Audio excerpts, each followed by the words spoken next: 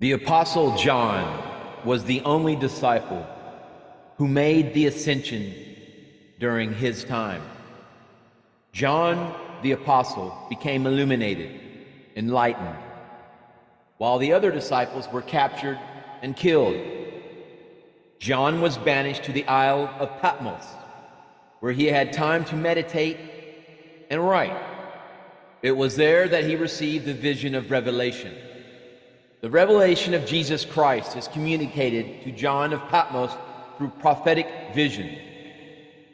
Through meditation, John received prophetic visions on how to be a Christ. We all have the potential to become Christ. Christ comes from the Greek word Christos, which means anointed one, which is a title that we earn when we are anointed to awakening. In Sanskrit, Buddha means to awaken. It is this state of awareness that we earn the title Christ or Buddha. When Yeshua ben Joseph walked the earth, he taught man the lessons of life. It was not intended to become a religion as it has been made today. In fact, Christianity was not created as a religion until 325 years after the death of Yeshua ben Joseph, when the Council of Nicaea took place and the Emperor Constantine made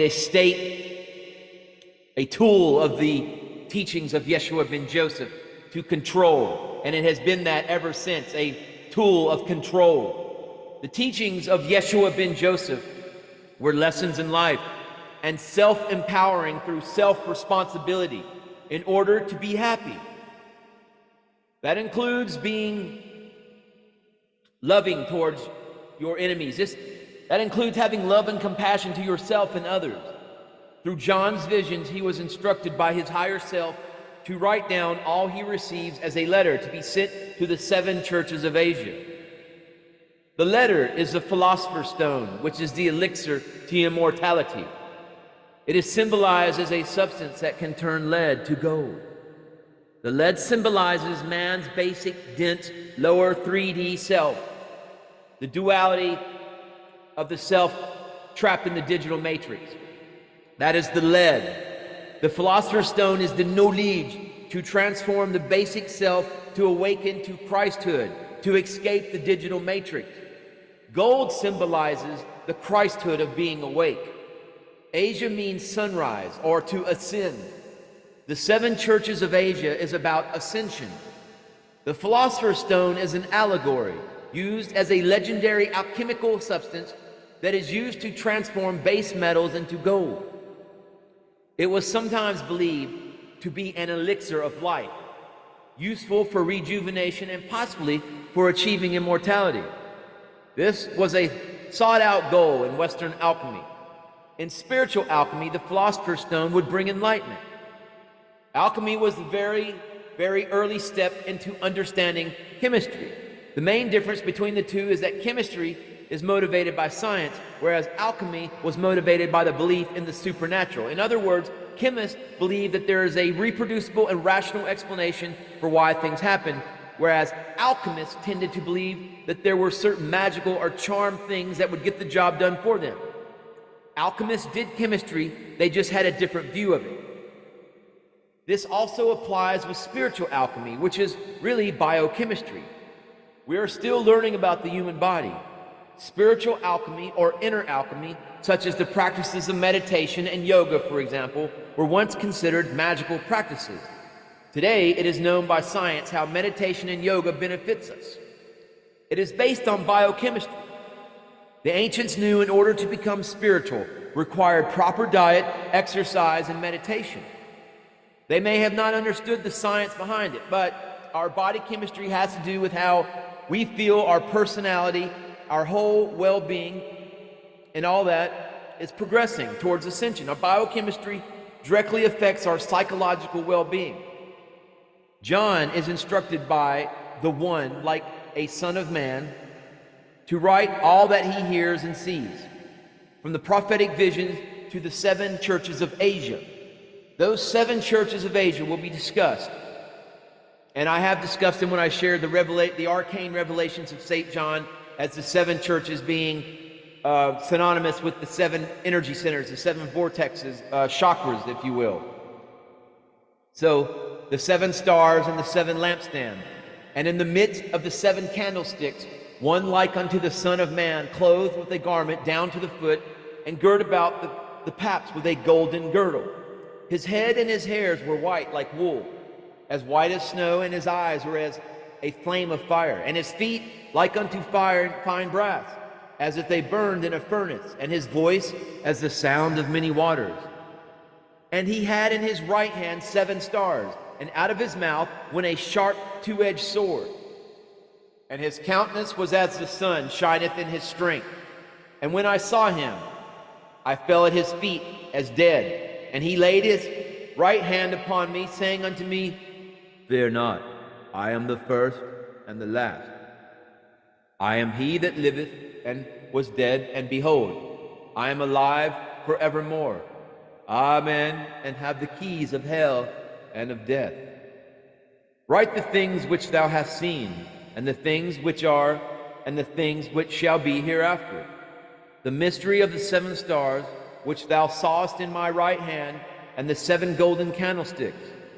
The 7 stars are the angels of the 7 churches, and the 7 candlesticks which thou sawest are the 7 churches. So in the book of Revelation, it is mentioned about these 7 stars and 7 lampshades. The ancient wisdom came to earth from heaven. That means it came from the stars. Those from the star nations were perceived as angels. The word angel is Greek for messenger. One of the main sources of ancient wisdom came from the Pleiades. The 7 stars are the main stars within the star cluster known in Greek as the Pleiades. Mark Amaru Pinkham, the author of World Gnosis, the Coming Gnostic Civilization, said the ancients recognized Pleiades as the great seat of the goddess. From Pleiades came the son of the goddess known as Kartikeya. Kritika is the Sanskrit name for the Pleiades, and Kartikeya means son of the Pleiades.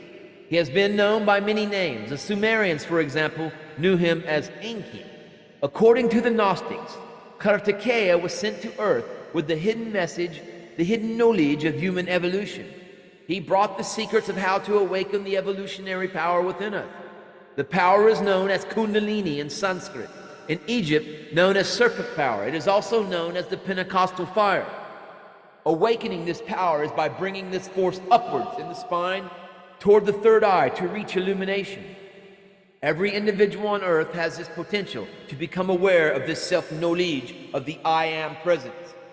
The great seat of the goddess also resides within the 3rd eye itself. It is that awareness of the infinite oneness. The 7 stars, which are the Pleiades, are also the 7 lampshades, which are the energy centers within us, known as in the East as chakras. These energy centers, which are psychological centers, must be balanced, and can only be balanced by the philosopher's stone, which is the letter.